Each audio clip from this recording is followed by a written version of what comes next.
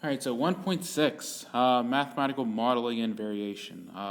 Here is a table of values that represent the annual gross ticket sales S in millions of dollars for Broadway shows in New York City from 1995 through 2006.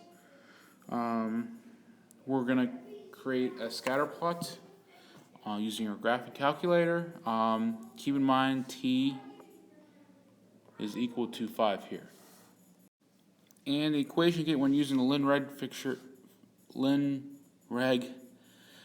feature in your calculator, you're going to get y is equal to 38.32x plus 224.46. Try that for yourself and make sure that matches up. Else you punch in something wrong or you're not using the correct feature. The question also asks to use the graphic utility to compare it to compare where the points are at to what the equation is. So I'm going to go ahead and do that. And when we graph it, the line and the plot, it looks like it's fairly accurate. The points are fairly close to them for the most part. So yeah. So now that we saw the plot and the line on your graphing calculator, estimate what the gross ticket sales of your Broadway show will be in 2007 and 2009. So keep in mind, remember, T is equal to 5 at 1995. So at 2007, it's actually going to be equal to 17. So I'm putting 17 in for X to see what it would be. When I do that, my output is, will be approximately $875.90.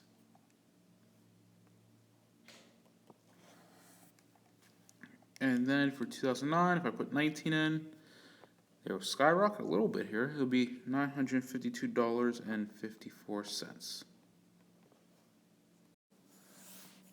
So direct variation can be said 3 different ways. We can say y varies directly with x.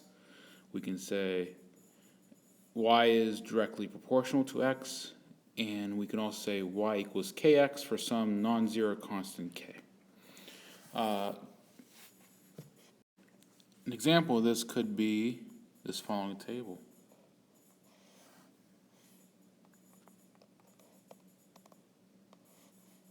If we had 5, 10, 15, 20, 25,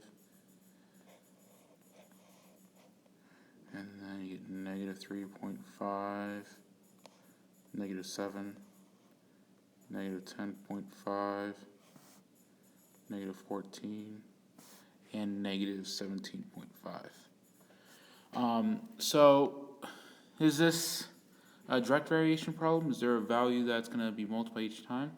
Yes, there is. If I were to divide both sides here by x, y over x, does y over x get the same value? Yes, it does.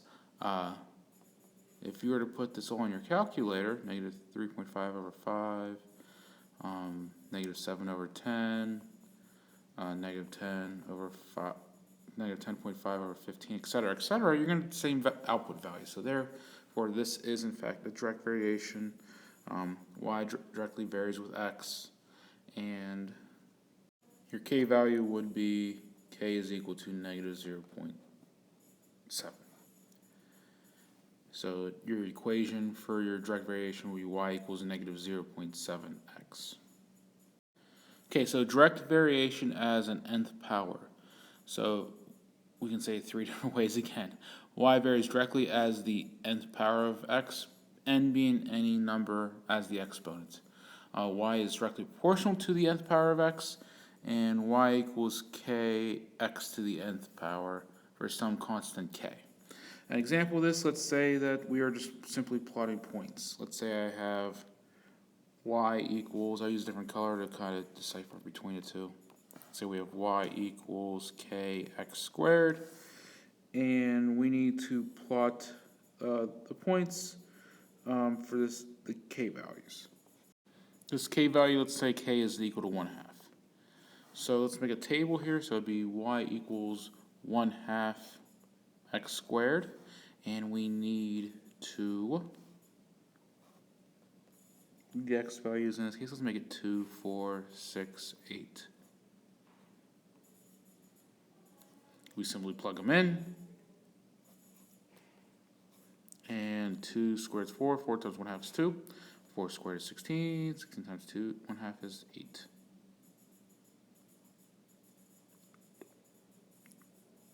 And 6 squared is 36, 36 times 1/2 is 18. And 8 squared is 64, 64 times 1/2 is 32. And that would be the table for y equals 1/2 x squared. Next type of variation is inverse variation. It can be said as 3 different ways as the others have done. Y varies inversely as x, y is inversely proportional to x, and y equals k divided by x for some constant k. So let's say that, well, let's just say y varies inversely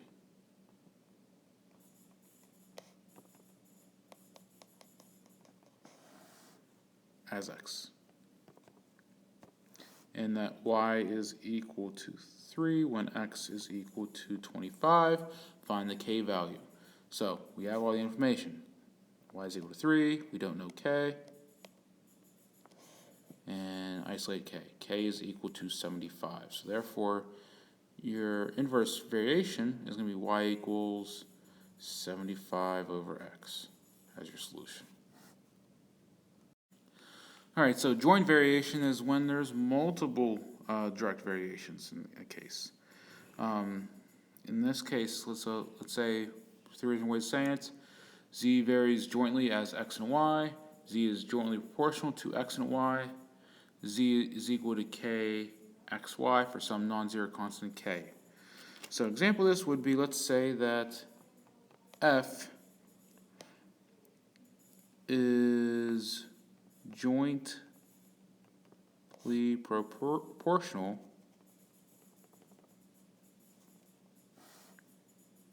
to R and the third power of s. Let's go. So if we set that up, it's jointly proportional. F is equal to k r s to the third. Okay, and I'm saying for this case here that I'm giving you the values of f is equal to 4,158, r is equal to 11, and s is equal to 3. So let's solve, plug those values in, define what the k value is. So 4,158 equals k times 11 times 3 to the third. 11 times 3 to the third will get you 297 k equal to 4,158. So 4,158 divided by 297 will get you k is equal to 14. So therefore your joint variation function would be f is equal to 14 rs cubed. I appreciate you watching, and we'll see you next time. We're going to do some, and when we meet in class, we're going to do some word problems dealing with all this. Okay? Bye-bye now.